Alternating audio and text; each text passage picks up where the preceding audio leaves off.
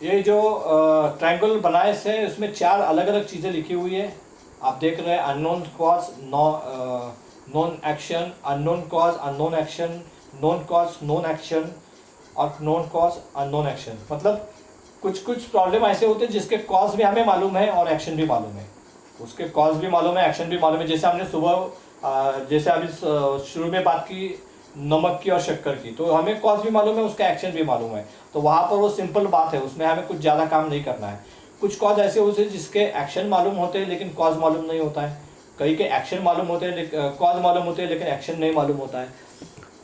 सबसे इम्पॉर्टेंट चीज़ है कि जहाँ पर हमें कॉज भी मालूम नहीं है और एक्शन भी मालूम नहीं है, तो वहाँ पर हमें काफ़ी मेहनत करनी पड़ती है सोल्यूशन ढूंढने के लिए। प्रॉब्लम सॉल्विंग के स्टेजेस हम देखेंगे तो कोई प्रॉब्लम है उसका एनालिसिस करना चाहिए। प्रॉब्लम का एनालिसिस करने के बाद उसका एक्शन यानी आइडिया निकालना चाहिए। उस आइडिया को इम्प्लीमेंट करने के लिए कुछ प्लानिंग करनी चाहिए और वो इम्प्लीमेंटेशन के बाद हमें सक्सेस मिलती है। This is what general steps are in problem solving. Most of the defect or problem can be solved with just common sense. ये हमने ऑलरेडी देखा है many times. You are aware the cause and the action for the defects, here you need to start implementing it without much action. जैसे मैंने बताया कि आपको short पोर है, आपको पता है कि वहाँ पर मेटल कम पड़ा है इसीलिए वो शॉर्ट पोर हुआ है, तो उसके ऊपर ज़्यादा चिंता करने की, ज़्यादा चिंतन करने की ज़रूरत नहीं है। वहाँ पर हम सीधा शॉर्ट पोर हुआ है इसका मतलब हमें लैडर में ज़्यादा मेटल लेना चाहिए, हमें शॉर्ट पोर अवॉइड करना चाहिए। सिंपल सी बात हम इम्प्लीमेंट कर सकते हैं, वहाँ पर ज़्यादा सोचने की ज़रूरत नहीं है। लेकिन defects were cause and actions both are not known, लेकिन कई बार ऐसा होता है कि कॉज और एक्शन दोनों भी पता नहीं होते। वहाँ पर हमें we have to follow steps systematically, जैसे कि क्वालिटी टूल्स है, 6 सिग्मा है, WHS है या फिशबोन डायग्राम है, उस तरह की चीज़ों का हमें इम्प्लीमेंट करना होता है। जैसे कि पैरेटो है, 80-20 चार्ट है, फिशबोन चार्ट है, कॉज एंड इफेक्ट एनालिसिस है, वाइवा एनालिसिस है। इन सारी चीज़ों को हम अगर इम्प्लीमेंट करते हैं तो कहीं ना कहीं हमें सॉल्यूशन मिल सकता है। ये कुछ एग्जांपल्स मैंने आगे दिए हुए, जैसे कि 7 टूल क्वालिटी टूल्स में पैरेटो है, जिसे हम 80-20 रूल भी बोल दें। इसमें से हम क्या बोलते हैं कि 80% problems are created by 20% people और 20% डिफेक्ट्स, और उसी तरह से 20% डिफेक्ट्स कॉन्ट्रीब्यूट 20% डिफेक्ट और 20% पार्ट्स कॉन्ट्रीब्यूटिंग 80% प्रॉब्लम्स। तो इसे पैरेटो या 80-20 रूल भी बोला जाता है। So this is one of the tool. Next tool is viva analysis, जहाँ पर हम प्रॉब्लम को सॉल्व करते हैं। उसे सॉल्व करने के लिए हम अलग अलग वाई पूछते हैं। जैसे मैंने आगे एग्जाम्पल दिया है, यहाँ पर एग्जाम्पल है, प्रॉब्लम है कोल लाइन। कोल लाइन क्यों है? Because last box temperature was low, उसके वजह से कोल लाइन आना था। लास्ट बॉक्स का टेम्परेचर कम क्यों था? Because more number of boxes pour, ज़्यादा बॉक्सेस हमने पोरिंग किए थे। ज़्यादा बॉक्सेस पोरिंग क्यों किए थे? Because more metal taken in the ladle, तो ज़्यादा मेटल लेने के वजह से हमें ज़्यादा बॉक्सेस पोरिंग किए थे, और ज़्यादा बॉक्सेस पोरिंग करने की वजह से हमारे लास्ट बॉक्स के ऊपर टेम्परेचर कम हो गया। तो इसका सॉल्यूशन क्या है कि हमें मेटल कम लेना चाहिए, number of boxes come pouring करने चाहिए, या फिर जितने एडिक्वेट बॉक्सेस है उतने ही पोरिंग करने चाहिए, एडिक्वेट मेटल है उतना ही लेना चाहिए। तो उसके वजह से हम प्रॉब्लम को सॉल्व कर सकते हैं। तो ये वाई एनालिसिस हो गया। इसी तरह where, why, what, who, how, which, whom, when, तो WH क्वेश्चन इसे बोलते हैं। तो WH क्वेश्चन के साथ भी हम प्रॉब्लम सॉल्विंग का एक तरीका ढूंढ सकते हैं। Next is fishbone diagram. Fishbone diagram हम सभी जानते हैं कि कोई डिफेक्ट है और डिफेक्ट के बहुत सारे कारण हम वहाँ पर लिखते हैं, जैसे man, machine, material, measurement, method, और उसके रिलेटेड हम सभी चीज़ें वहाँ पर लिख सकते हैं। उसमें से जो रिलेवेंट चीज़ है उसे रख के बाकी इरिलेवेंट चीज़ों को निकाल सकते हैं। तो इस तरह से भी हम अपने प्रॉब्लम का सॉल्यूशन निकाल सकते हैं। This is called as an fishbone diagram या फिर कॉज एंड इफेक्ट डायग्राम। आगे हम बात करने वाले हैं कि हम जो प्रॉब्लम सॉल्विंग की अलग अलग क्वालिटीज़ देखी थी, उसमें से एक क्वालिटी थी डिसीजन मेकिंग। तो decision making is very important quality, और डिसीजन मेकिंग के लिए हमें एग्जांपल मैं देता हूँ एक। हम किसी होटल में जाते हैं, होटल में जाने के बाद हमारे सामने मेनू कार्ड आ जाता है, तो कितनी जल्दी हम उसके ऊपर डिसीजन ले सकते हैं कि मुझे आज क्या खाना है।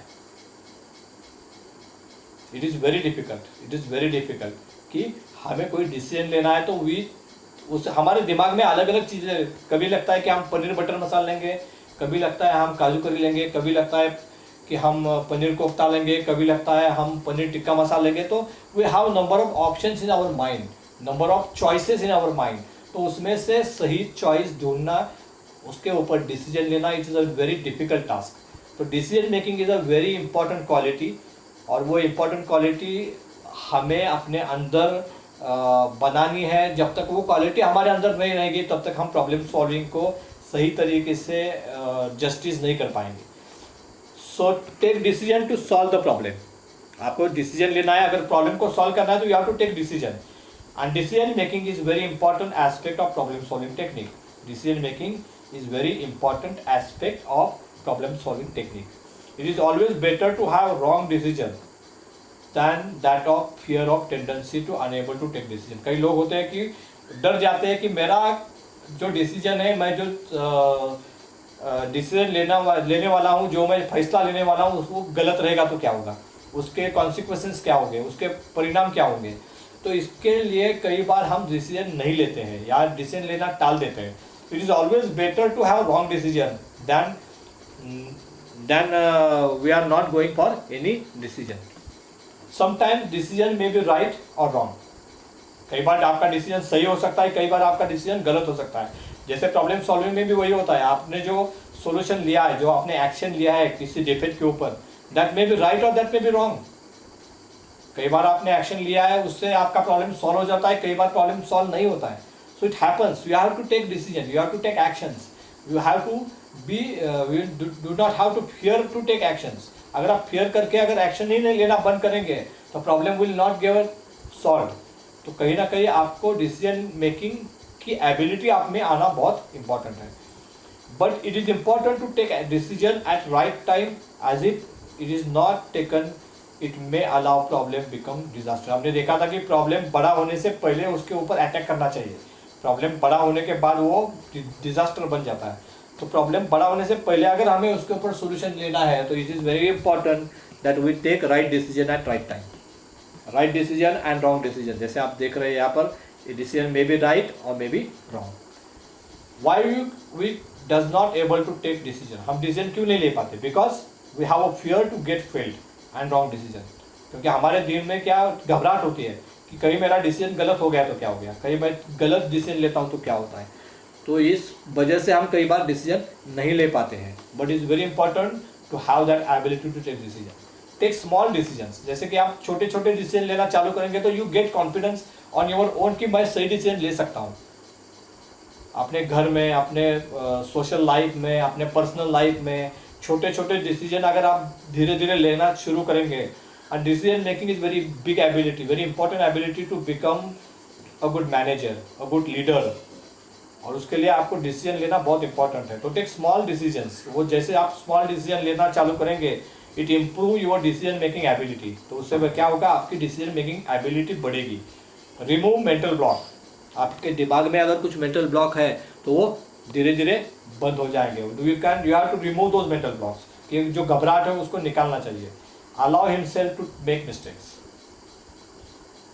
कई बार मिस्टेक्स करना भी जरूरी होता है। You have to allow yourself to make mistakes even if you have taken a wrong decision. तो कहीं ना कहीं उसकी ओनरशिप, उसकी जिम्मेदारी आपको लेनी होगी। नो वन इज परफेक्ट, बहुत इंपॉर्टेंट है कि कोई भी आदमी परफेक्ट नहीं होता है। हर आदमी ने जिंदगी में कोई ना कोई गलत डिसीजन लिया रहता है। मैंने नीचे एग्जांपल्स दिए, क्रिकेट के 3 एग्जांपल्स दिए मैंने।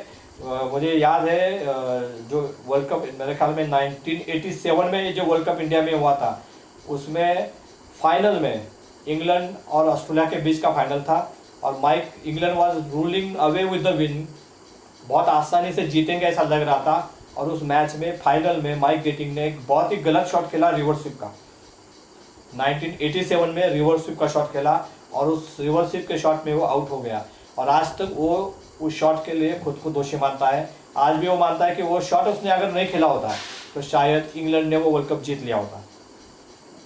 तो कहीं ना कहीं गलतियां सबसे होती है। Misbah ul Haq world cup that we won T20 first T20 world cup, Joginder Singh के गेंद के ऊपर उसने वो स्कूप का शॉट खेला था, 3 गेंद में सिर्फ 2 रन चाहिए थे जीत के लिए, कोई ज़रूरत ही नहीं थी वो शॉट खेलने की, but he played that shot, और वो कैच श्रीनाथ ले लिया था, ऋषांत ने लिया था, आपको याद रहेगा तो।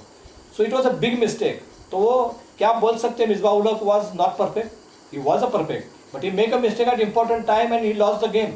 तो कई बार ऐसा होता है कि सचिन तेंदुलकर, जैसे मैं बता रहा था, कि उसने अपने 24 साल के करियर में बहुत सारी गलत शॉटें भी खेली है, जितने अच्छे शॉट खेले उतने गलत शॉट भी खेली है, उसके वजह से वो आउट हुआ है, उसके वजह से भारत ने मैच गंवाए भी है। तो इट हैपन्स कि कोई भी आदमी परफेक्ट नहीं होता है, किसी भी आदमी का सभी डिसीजन सही नहीं होते हैं, everybody take wrong decision on his day, कभी ना कभी वो गलत डिसीजन लेता है, it's a part of a process, wrong decision is a part of a process. Any expert can also go for a wrong decision any time, जैसे मैंने ये 3 एग्जाम्पल आपको बताए। तो रॉन्ग डिसीजन लेने की घबराहट नहीं होनी चाहिए, वी शुड नॉट फियर कि मैं रॉन्ग डिसीजन लेगा तो क्या होगा। So it is very important. Fear मतलब घबराहट, डर। और डर के लिए मैं हमेशा एक बात बोलता हूँ, अगर आप किसी छोटे बच्चे को, 1 साल के बच्चे को अगर देखते हैं, so what he try to do, अगर उसको आप ऑब्जर्व करेंगे तो वो चलने की कोशिश करता है, वो नीचे पहले तो नीचे पड़ा होता है, वो किसी चीज़ को पकड़ के खड़ा होने की कोशिश करता है, फिर गिरता है, फिर खड़ा होता है, कहीं पे उसका पाँव अटक जाता है, गिरता है। वो उसका जो कंटिन्यू जो प्रोसेस है वो चालू रहता है, वो किसी से गुस्सा नहीं होता है, ना वो अपने आप से गुस्सा होता है, ना उसके माँ पिता से गुस्सा होता है, because he know this is a process of learning. उसमें डर नहीं होता है, गिरता है फिर भी वो फिर उसकी प्रोसेस चालू रखता है, बिकॉज ही हैज़ फियरलेस, उसमें डर नहीं। जैसे हम बड़े हो जाते हैं, हमारा एज बढ़ती है, हमें समझ में आता है, वी स्टार्ट गेटिंग फियरिंग, हमारे दिल में फिर घबराहट चालू हो जाती है, हमारे ईगो बीच में आ जाता है, ये सारी चीज़ें बाद में होती है। जब वो छोटा बच्चा रहता है तो इसमें दिल में वो घबराहट भी नहीं होती है, वो फियर भी नहीं रहता है, उसके दिमाग में वो जिसे हम बोलते हैं ईगो रहता है, तो ईगो भी नहीं रहता है, उसके वजह से ही स्टार्ट डूइंग दैट। तो उस तरह से हमें भी फियरलेस होके कुछ एक्शंस लेने चाहिए। Be a part of a solution, do not part of a problem. Important चीज़ है कि पार्ट ऑफ ए सोल्यूशन हो रहा हो, पार्ट ऑफ ए प्रॉब्लम ना हो।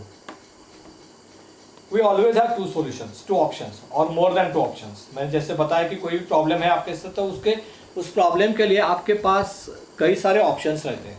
You have to choose one option, आप सारे ऑप्शन एक साथ नहीं चूज कर सकते, you have to choose one option at a time. वो जो एक्शन आप ढूंढ रहे हो वो इंपॉर्टेंट है कि ऑप्शन आप क्या ढूंढ रहे हो, कैसे ढूंढ रहे हो, इज़ वेरी इंपॉर्टेंट। और उसके लिए एक स्टोरी है, एक आदमी है जो डेजर्ट में ट्रैवल कर रहा है, उसने अपने साथ में पानी वगैरह सब लिया हुआ है, वो डेजर्ट में ट्रैवल कर रहा है।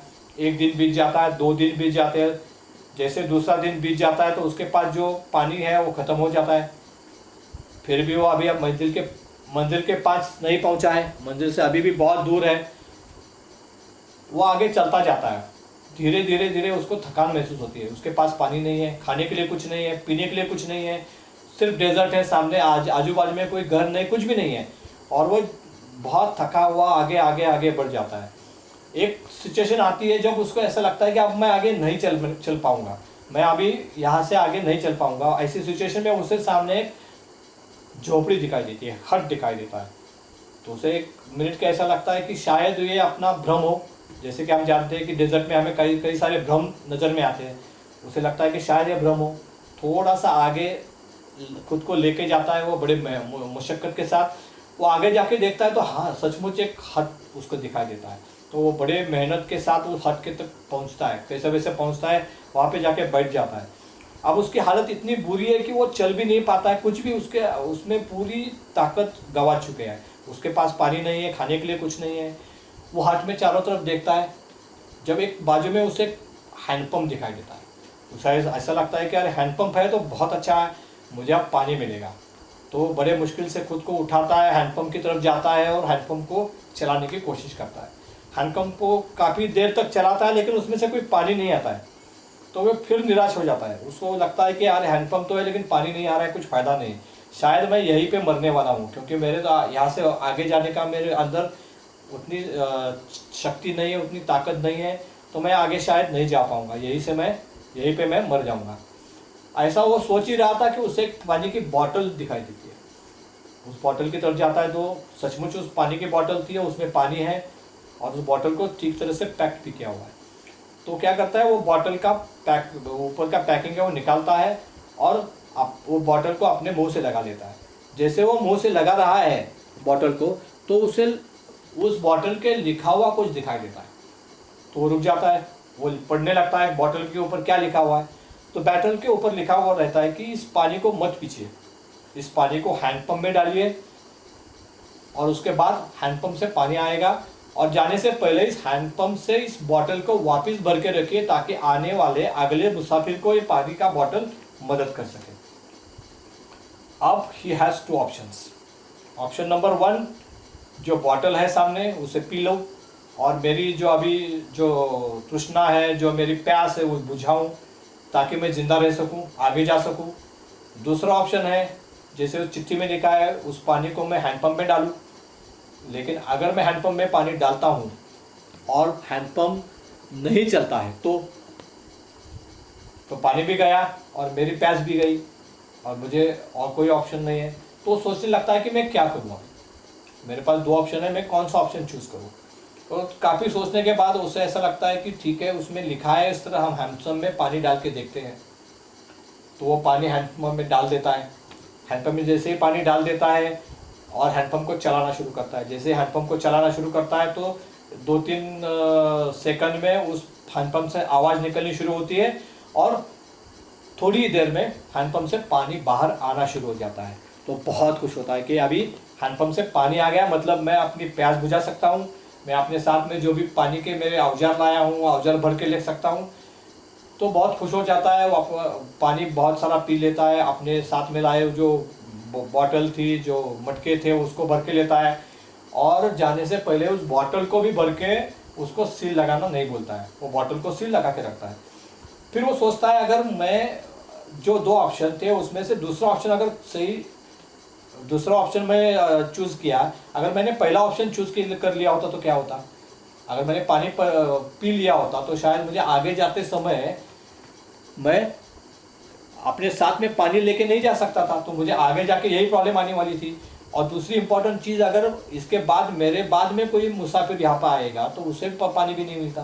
तो कहीं ना कहीं मैंने दूसरा ऑप्शन चूज़ करके ना सिर्फ मेरी प्यास बुझाई, ना सिर्फ मुझे खुद को प्यास से मुक्त किया, बल्कि जो भी अगला मुसाफिर यहाँ पर आएगा उसको भी ये पानी की बोतल मिलेगी, वो भी हैंडपम्प चला सकता है, उसका भी फायदा होगा। तो कहीं ना कहीं सभी लोगों का उसमें फ़ायदा होगा। तो मैंने जो दूसरा ऑप्शन चुना वो अच्छा था।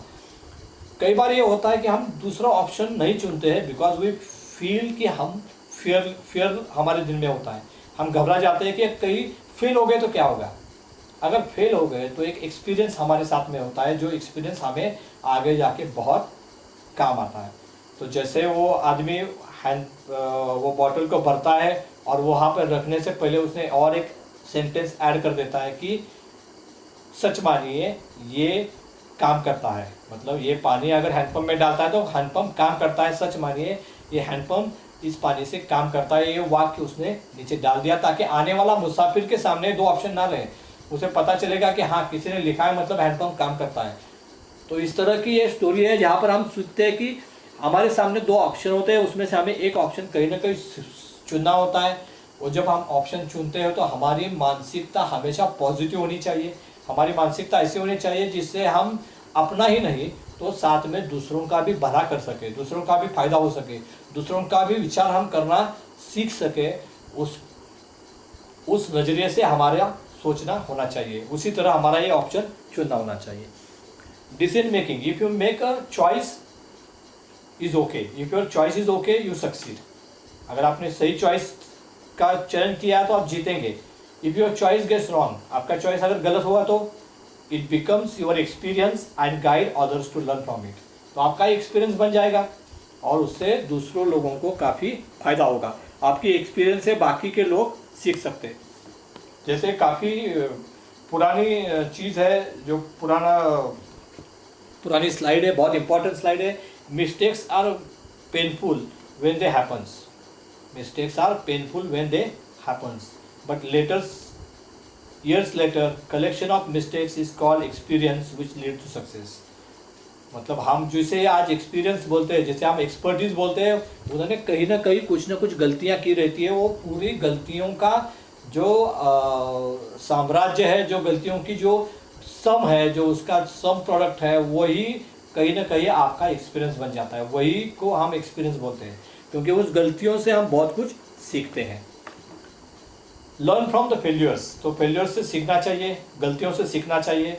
Failure is simply an opportunity to begin again, this time more intelligently. ये शब्द है बहुत बड़े साइंटिस्ट जो भी हमारे हैं उन लोगों के, कि कई बार फेल्यूर्स हमें एक अपॉर्चुनिटी देती है to start again with more intelligently. पिछली बार जब हम फेल्यूर होते हैं तो हम उतने सोच नहीं करते, जब फेल्यूर होते तो हम और सोचते हैं, जिसके वजह से हम एक नई शुरुआत कर सकते हैं more intelligently, more cleverly. Opportunity, problem creates opportunity to improve as well. हर प्रॉब्लम से कुछ ना कुछ अपॉर्चुनिटी हमें मिलती है। जैसे हम बात कर रहे थे कोविड-19 के वजह से हम इस वेबिनार की अपॉर्चुनिटी को ले रहे हैं, या बहुत सारी नई चीज़ें हम सीख रहे हैं। So every problem gives an opportunity.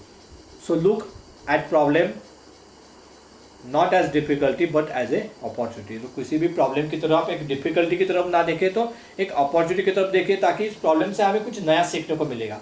इस प्रॉब्लम के सोल्यूशन के समय हम कुछ नया कुछ देख सकते हैं, नया कुछ कर सकते हैं, नया कुछ इम्प्लीमेंट कर सकते हैं। So problem, there is an island of opportunity in the middle of every difficulty. तो प्रॉब्लम के हर प्रॉब्लम के बीच में कहीं ना कहीं अपॉर्चुनिटी छिपी हुई रहती है। Decision making, quality of listening, जिसकी हमने बात की, क्वालिटी में था कि लिसनिंग, आपको दूसरों का सुनना चाहिए। Listen to others but take decision on your own. ये बहुत इंपॉर्टेंट चीज़ है। कई बार हम बहुत सारे लोग हमें सलाह देते हैं प्रॉब्लम के समय पे, तुम ये करो, तुम ये करो, तुम वो करो। उन लोगों को सुनना चाहिए। It's very important to listen them, but you have to take decision on your own.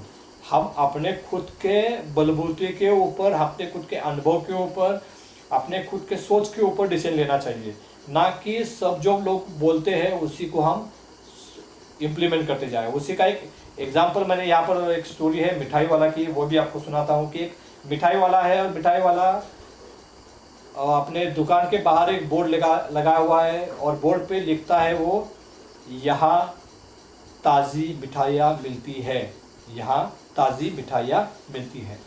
कुछ दिन जाने के बाद एक सज्जन आते हैं। सज्जन बोलते हैं, भैया ये आपने लिखा तो है यहाँ ताज़ी मिठाइयाँ मिलती है, लेकिन आपकी इस दुकान में ही मिलते हो, तो यहाँ क्यों लिखा है आपने? यहाँ को आप मिटा दीजिए, सिर्फ लिखिए कि ताज़ी मिठाइयाँ मिलती है। हाँ बोलता है, सच है, आपका तो ये बोलना सच है, इसी दुकान में मिलती है, तो यहाँ लिखने का तो ज़रूरत नहीं है।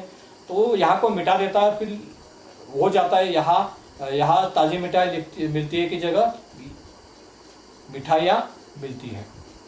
कुछ दिन के बाद और एक सज्जन आ जाते हैं, वो बोलते हैं ताज़ी मिठाइयाँ मिलती है, आपने लिखा हुआ है, तो आप क्या बासी मिठाई बेचते हैं, पुरानी मिठाइयाँ भी बेचते हैं? नहीं। मिठाई वाला बोलता, नहीं, हमारे पास तो सब ताज़ी मिठाई मिलती है, वही यहाँ पर बिकती है। तो बोला, वहाँ पर ताज़ी क्यों लिखा है आपने? वो ताज़ी को मिटा दो।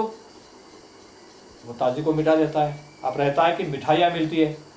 कुछ दिन के बाद और एक सज्जन आ जाते हैं। तो सज्जन बोलते हैं, आपके पास कपड़ा है? बोलता, नहीं, ये तो मिठाई की दुकान है। हाँ वही बोल रहा हूँ, मिठाई की दुकान, तो यहाँ मिठाइयाँ मिलती क्यों लिखा हुआ है? यहाँ सिर्फ आप मिठाई मिलती है करके लिखो, मिठाई का दुकान है तो मिठाई मिलेगी, मिठाई क्यों लिखा है यहाँ पर? तो मिठाइयाँ को भी मिटा देता है। अब रहता है मिलती है। उसके बाद और एक सज्जन आ जाते हैं। तो सज्जन उनसे बोलते हैं कि यहाँ पर आपने लिखा है मिलती है, जब भी आपके पास दुकान में मिठाई नहीं है तो दुकान आप खुला रखते हैं क्या? बोलते, नहीं, बंद रखता हूँ। तो मिलती है लिखने का क्या मतलब है? जब भी दुकान में मिठाई नहीं तो दुकान तो अब सब वैसे ही बंद होने वाला है, तो मिलती है लिखने का कुछ फ़ायदा नहीं है, उसे मिटा दो। उसे भी वो मिटा देता है। अब वो जो पूरा बोर्ड है वो वाइट है, उसमें ऊपर कुछ भी नहीं है। कुछ दिन बीत जाते हैं। कुछ दिन के बाद एक और सज्जन आ जाते हैं। वो सज्जन दुकान से मिठाई खरीदती है, और वो मिठाई वाले को बोलते हैं कि आपके दुकान की मिठाई तो बहुत अच्छी है, बहुत क्वालिटी उसकी खुशबूदार है, बहुत बढ़िया है, तो आप आपके दुकान की मार्केटिंग क्यों नहीं करते हैं? आपने यहाँ पर अच्छा वाला बोर्ड लगा रखा है, तो बोर्ड के ऊपर लिखते कुछ नहीं क्यों नहीं है? तो वो मिठाई वाला बोलता है कि क्या लिखूँ मैं? वो बोलता है, वो कुछ सोचता है थोड़ी देर के लिए, और सोचने के बाद वो मिठाई वाले को बोलता है, आप यहाँ पर लिखिए यहाँ ताज़ी मिठाई मिलती है ऐसा लिखी है, तो आपका मार्केटिंग हो जाएगा, बहुत सारे लोग आपको और आ जाएंगे, आपकी दुकान का जो बिजनेस है वो बढ़ जाएगा। जैसे वो मिठाई वाला सुनता है, वो अपने दिमाग को हाथ लगाता है, वो बोलता है यहाँ पर मैंने, यहाँ ताज़ी मिठाई मिलती है, मैंने लिखा था, लेकिन लोगों के कहने के ऊपर मैंने उसको एक एक करके मिटा दिया। और एक सज्जन मुझे आके बता रहा है कि यहाँ ताज़ी मिठाई मिलती है करके फिर से लिखो। तो अगर हम दूसरों की बात मानने लगे और वो बात को अगर अपनाने लगे, उसके ऊपर काम करने लगे, तो कहीं हमारी हालत उस मिठाई वाले जैसी ना हो जाए। या जो भी आदमी आता है, जो भी आदमी हमें सलाह देता है, हम बिना सोचे समझे उस सलाह को अगर मानते रहेंगे तो हमारी हालत कुछ हद तक उस मिठाई वाले की जैसे ही होने वाली है, जो हर किसी का सुनता जाता है। तो इसलिए बहुत इंपॉर्टेंट है कि listen to your mind and take decision. जब भी आप डिसीजन ले, अपने खुद के दिमाग को ध्यान में रख के, अपने दिमाग, तुम्हारा आपका दिमाग क्या कह रहा है उसको ध्यान में रख के अपना डिसीजन लेना चाहिए। किसी और के कहने के ऊपर डिसीजन मत ले, ये वेरी इंपॉर्टेंट है। Analysis the thing and choose better option for various options. जो भी चीज़ें आती है उसको एनालाइज करना चाहिए। उस एनालिसिस से आपको जो ऑप्शंस मिलते हैं उसमें से बेस्ट ऑप्शन आपको ढूंढना। जैसे कि हम रूट कॉज एनालिसिस करते हैं, मतलब क्या करते हैं, हम कुछ सॉल्यूशंस निकालते हैं, उस सॉल्यूशन में से जो बेहतर सॉल्यूशन है, जो नियरेस्ट सॉल्यूशन है, जो नज़दीक वाला सॉल्यूशन है, उसे हम चूज़ करते हैं। और इट इज़ वेरी इंपॉर्टेंट कि वो जो नियरेस्ट सॉल्यूशन है that will meet to your problem solution, जो आपका प्रॉब्लम है उसको वो निकाल दे। यहाँ पर एक जो स्टोरी है, फ्लावर्स फ्रॉम द गार्डन। एक आदमी है जो गार्डन में जाता है, और वो गार्डन में जैसे जाता है, वो साधु, वहाँ पर एक साधु रहता है। वो साधु उस आदमी को बोलता है कि आपको एक फ्लावर चुनना है, आपको एक फ्लावर चुनना है। वो गार्डन है, गार्डन में बहुत सारे अच्छे अच्छे फ्लावर्स हैं, आपको एक फ्लावर चुनना है। आप फ्लावर चुनने के बाद आगे नहीं जा सकते हैं, या फिर आगे जाने के बाद पीछे नहीं आ सकते। तो आदमी बोलता है ठीक है, मैं अच्छा वाला फ्लावर ढूंढता हूँ। थोड़ा आगे जाता है, उसे अच्छा फ्लावर दिखता है, वो तोड़ने लगता है लेकिन उसको ध्यान में आता है कि मैं एक बार फ्लावर तोड़ दूंगा तो आगे मुझे जाने का मना ही है, तो मैं आगे वाला फ्लावर नहीं चुनता हूँ। तो आगे वाला और अच्छा फ्लावर है, उसे मैं तोड़ लेता हूँ। आगे जाता है, फिर और एक फ्लावर देखता है, उससे ज़्यादा अच्छा फ्लावर आगे दिखाई देता है। तो ऐसा करते करते वो आखिरी पड़ाव तक गार्डन के जाता है। जब आखिरी पड़ाव तक जाता है तो धीरे धीरे वो सारे अच्छे वाले फ्लावर पीछे छूट जाते हैं, और आखिरी पड़ाव में जो फ्लावर बचे रहते हैं वो सूखे हुए फ्लावर है। तब उसको समझ में आता है, यार अच्छे फ्लावर तो पीछे छूट गए, अब तो सब सूखे हुए फ्लावर आ गए, मैंने अच्छा फ्लावर तो चुना नहीं, आगे अच्छा फ्लावर मिलेगा करके मैं आगे निकल आया, और अब एक खराब में से जो अच्छा वाला फ्लावर है, सूखे फ्लावर में से अच्छा वाला फ्लावर से चुनना पड़ा। तो वो फ्लावर लेके साधु के पास आ जाता है, वो साधु को देता है। साधु बोला, इतने बड़े गार्डन है, ये आपको सबसे अच्छा फ्लावर लगा? तो आदमी बोलता है, नहीं, इससे तो बहुत बड़े अच्छे फ्लावर वहाँ पर है, लेकिन मैं उसे सही समय पर समझ नहीं पाया, उसे सही समझ पर तोड़ नहीं पाया। कई बार हमारी लाइफ में यही होता है। एक्चुअली ये पर्सनल लाइफ में भी बहुत इंपॉर्टेंट चीज़ है कि हम छोटी छोटी चीज़ों को उतनी अहमियत नहीं देती, छोटी छोटी चीज़ों में उतना आनंद नहीं पा सकते, बिकॉज वी आर थिंकिंग कि उससे बड़ा खुशी का माहौल आगे आएगा, बहुत से ज़्यादा बड़ी खुशी हमें आगे मिलेगी, इसलिए हम छोटी छोटी खुशियों को छोड़ देते हैं। कई बार हम बच्चों के साथ में जो वक्त गुजारना है उसे छोड़ देते हैं, ये सोच के कि बच्चे को हमें परदेश लेके घुमाना है, बच्चे को बहुत सारे कुछ अच्छे खिलौने लेके जाने देने हैं। उस सिलसिले में हम बच्चे के साथ में घर में बिताए छोटे छोटे पल भी गवा देते हैं। तो इट्स वेरी इंपॉर्टेंट कि हम जो ऑप्शंस है उसमें से सही ऑप्शन सही समय पर चूज करें। Why we make wrong decision making, एक बहुत इंपॉर्टेंट फैक्टर है कि हम जो डिसीजन मेकिंग करते हैं वहाँ पर हम रॉन्ग डिसीजन मेकिंग क्यों करते हैं। Why we go for wrong decision making. Number 1, incomplete data और इन्फॉर्मेशन। हमारे पास जो इन्फॉर्मेशन है, जो डेटा है, वो सही नहीं है या फिर इनकम्प्लीट है। दूसरा, lack of capability to take decision. कई बार क्या होता है कि हमारी कैपेबिलिटी उतनी नहीं होती है डिसीजन लेने की, जिसकी वजह से हम डिसीजन गलत लेते हैं या फिर नहीं ले पाते हैं। इमोशंस, कई बार हम इमोशनली डिसीजन लेते हैं, भावनात्मक होकर डिसीजन लेते हैं, उसके वजह से भी हमारे डिसीजन रॉन्ग हो सकते हैं। रश, हरी और बिजी, जल्दबाजी में कई बार हम डिसीजन लेते हैं, हम ज़्यादा सोचते नहीं हैं और जल्दबाजी में कोई डिसीजन लेते हैं, उसके वजह से भी हमारे डिसीजन गलत हो सकते हैं। रॉन्ग जजमेंट, जो हमारा जजमेंट है उसको रॉन्ग हो जाता है। हमने देखा कि चॉइसेस है हमारे पास, first choice, second choice, third choice, तो हम उसमें से कोई एक चॉइस हमें ढूंढनी है, उसको पिकअप करना है। वो पिकअप करते समय हमारा जजमेंट गलत हो जाता है। So you have to be have a good judgement on that. तो उसके वजह से भी हम कई बार डिसीजन गलत हो सकता है हमारा। रॉन्ग चॉइस सिलेक्टेड, हमारा चॉइस ही गलत है, हमने गलत चॉइस सिलेक्ट किया।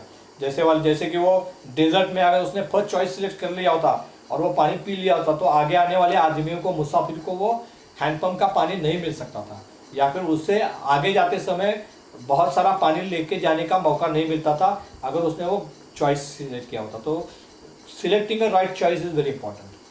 प्रॉब्लम नॉट डिफाइंड प्रॉपरली, इसके ऊपर हमने बात की थी। प्रॉब्लम को डिफाइन करना बहुत इंपॉर्टेंट है। Right problem description make your problem half easier. मतलब अगर कोई प्रॉब्लम आप सही तरीके से उसको स्टेटमेंट को बनाते हो तो आपका आधा प्रॉब्लम वैसे भी सॉल्व हो जाता है। Next is fear. फियर का मतलब डर। आप डरे हुए हैं या घबराते हैं प्रॉब्लम डिसीजन मेकिंग से, उसके वजह से भी आपका डिसीजन मेकिंग गलत होने का चांस रहता है। और आखिरी है माइंडसेट ब्लॉकेज। आपका माइंडसेट आपने नेगेटिव रखा है, आपका माइंडसेट ही है कि मैं प्रॉब्लम सॉल्व नहीं कर पाऊंगा, यह प्रॉब्लम सॉल्व करने की मुझ में हिम्मत नहीं है, या फिर मैं इस प्रॉब्लम को सॉल्व नहीं कर पाऊंगा। तो कहीं ना कहीं ऐसा हो जाता है कि इसके वजह से भी हमारा जो डिसीजन मेकिंग है वो गलत हो सकता है। Importance of decision making and problem solving in foundry. अब हम फाउंड्री की तरफ जा रहे हैं कि फाउंड्री में इंपॉर्टेंस क्या है प्रॉब्लम डिसीजन मेकिंग और प्रॉब्लम सॉल्विंग का। तो कुछ एग्जाम्पल मैंने यहाँ पर लिखे हैं, जैसे कि मेल्टिंग में टेम्परेचर। हमेशा ही tapping temperature is a big challenge to us. Tapping temperature क्या लेना है, कौन से सिचुएशन में मुझे कौन सा टेम्परेचर लेना है, it depends on many things. आपका लैडल का कंडीशन क्या है, डिस्टेंस क्या है, मेरा पोरिंग टेम्परेचर क्या होना चाहिए, बहुत सारी चीज़ों के ऊपर डिपेंड करता है। और ख़ासकर अगर उसमें कुछ ऐसी सिचुएशन आ गई जहाँ पर पावर फेल्योर है, पावर फेल्योर हो जाता है, तो फिर आपको और मुश्किल आ जाने वाली है। Because of power failure you have to decide your temperature, कि मुझे अभी जो टेम्परेचर है मेरे रेगुलर टेम्परेचर से 10-15 डिग्री कम है, can I go for the pouring, क्या मैं पोरिंग करने जाऊंगा? क्योंकि मेरा टेम्परेचर कम है, पावर तो गई है, मुझे पता नहीं कि पावर कब आने वाली है। So whether I can go for that, so you have to take that decision on that particular moment. और वो एक बहुत इंपॉर्टेंट चीज़ है कि आप वहाँ पर किस तरह डिसीजन लेते हैं, क्या सोच रखते हैं, क्या एटीट्यूड रखते हैं, how you thinks about, how you tackle that situation is very important. Chemistry, कई बार आपके केमिस्ट्री में कोई ऐसा एलिमेंट है जो आपको नहीं चाहिए लेकिन आपके केमिस्ट्री में आता है। How you tackle the situation, how you take the decision at the moment, whether you take it on your own or you concern with your seniors, how you behave in that particular situation. The pattern of behaviour is very important. और वो जो pattern of behaviour है कहीं ना कहीं it is very important. और उस सब के लिए जो भी हमने अभी तक बात किया है, सभी चीज़ें आपके अंदर होना बहुत इंपॉर्टेंट है। Quality of patience, quality of listening, quality of fearlessness, quality of ability of taking decision, all these things will help you in acting rightly in that particular situation. तो ये बहुत important है कि आप वहाँ पर कैसे behave करते हैं। तो pattern of behavior is very very important in these situations. Moulding में sand properties है, sand parameters है। आप sand parameters सही नहीं है तो whether I can go for molding or not, what to do, what action I have to take, I have to consult with my seniors, I have to take some actions, I have to stop the production, what I can do, what will be the consequences of that particular problem. तो सारी चीज़ों को आपको समझ लेना चाहिए, सारी चीज़ों को आपको अंडरस्टैंड करना चाहिए और उसके ऊपर आपके सामने जो ऑप्शंस आएंगे you have to select a right option. और वो जब भी ऑप्शन आप सिलेक्ट करेंगे you have to be fearless. आपको डर नहीं होना चाहिए कि मेरा ऑप्शन गलत रहेगा तो क्या होगा। If I take a wrong decision what will happen, if I pour and the casting get cold, तो मैं कल क्या जवाब दूंगा। यू शुड बी फियरलेस, क्योंकि वहाँ पर आपका फियरलेस होना बहुत इंपॉर्टेंट है, तभी जाके आप डिसीजन ले पाओगे, वरना आप डिसीजन नहीं ले पाओगे। तो वेरी इंपॉर्टेंट कि आपके अंदर वो फियरलेस भी हो। तो all this things will help you definitely in your professional life as well. Power cut है, टैपिंग मेटल और मोल्ड होल्डिंग का इशू है, मोल्ड में होल्ड करूँ या तोड़ दूँ, उसे कितना देर तक रखना है, क्या करना है, all these things you have to decide on your own. वहाँ पर शायद आपको कोई हेल्प भी ना मिले, शायद ये चीज़ अगर रात में 11 बजे 12 बजे 1 बजे हो रही तो शायद आपका कॉल कोई रिसीव भी ना करे। So you have to take decision on your own ability, your own confidence, your own responsibility. तो आपको ओनरशिप लेके वहाँ पर डिसीजन लेना है। तो वहाँ पर आपकी सही मायने में एक परीक्षा होने वाली। You have to face a real situation where you can take decision or not, and whether the decision is right और रॉन्ग, वहाँ पर आपको उसका सही अर्थ में आपको प्रूव करना है अपने आप को। Then labour arrangement and labour issues, कई बार लेबर इश्यूज रहते हैं, कोई लेबर अरेंजमेंट रहता है एब्सेंटिज्म में, वहाँ पर आप कैसे बिहेव करते हैं, that is very important. Again rejection analysis, जिसके बारे में हम बात कर रहे हैं कि रिजेक्शन एनालिसिस में आपको कई सारे डिसीजन लेने हो प्रॉब्लम सॉल्विंग में, तो वहाँ पर आप कैसे बिहेव करते हो वो इम्पॉर्टेंट है। मैनेजमेंट लेवल पे भी बहुत सारे डिसीजन लेने पड़ते हैं, जैसे कि आपका कोई नया पार्ट लेना है तो whether I can take that part on particular rate. Suppose customer is asking 58 rupees per kg, whether I can go for that. मुझे पता है कि 58 रुपये में I am not feasibly okay, मेरा कमर्शियली मैं मैच नहीं कर पा रहा हूँ, लेकिन after that also whether I can go for that new part. वो पार्ट लेने से मुझे कुछ फ़ायदा होने वाला है, मेरा लॉन्ग टर्म में क्या फ़ायदा होने वाला है। You have to analyse all this things and you have to take a decision, this is very important.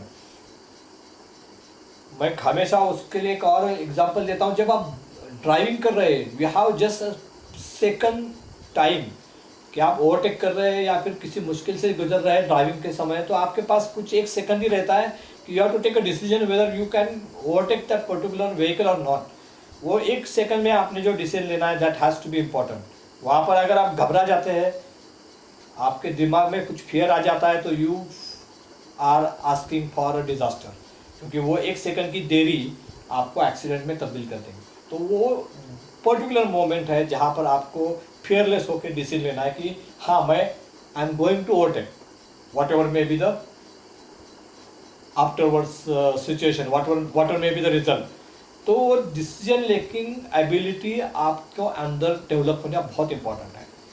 Next is feasibility study. जैसे मैंने डेवलपमेंट पार्ट में बताया कि फिजिबिलिटी स्टडी में भी आपको कई सारे डिसीजन लेने होते हैं, करेक्टिव एक्शन प्रिवेंटिव एक्शन में कई सारे डिसीजन लेने होते हैं, कस्टमर कंप्लेंट हैंडलिंग में कई सारे डिसीजन लेने होते हैं। वहाँ पर आपको कस्टमर को सेटिस्फाई भी करना होता है, प्रॉब्लम को भी सॉल्व करना होता है।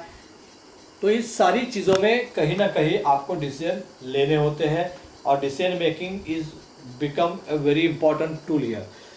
Decision must go in line with your goal. तो डिसीजन जब भी ले तो हमारे सामने अपना गोल क्लियर होना चाहिए कि मैं डिसीजन क्यों ले रहा हूँ, मेरा प्रॉब्लम क्या है, for which problem I am taking the decision, for which problem I am taking the solution.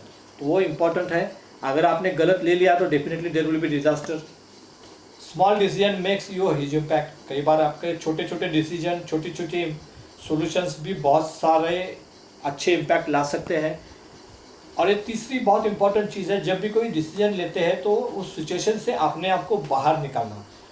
कई बार हम उस सिचुएशन में इमोशनली अपने आप को इतना उलझा देते हैं कि emotionally we are not able to take the decision. तो कई बार हमें इट इज़ वेरी इंपॉर्टेंट कि हम थोड़ा सा सिचुएशन से बाहर निकले, थर्ड पार्टी उस सिचुएशन को देखे, तो हमें कई बार डिसीजन लेना आसान हो जाता है।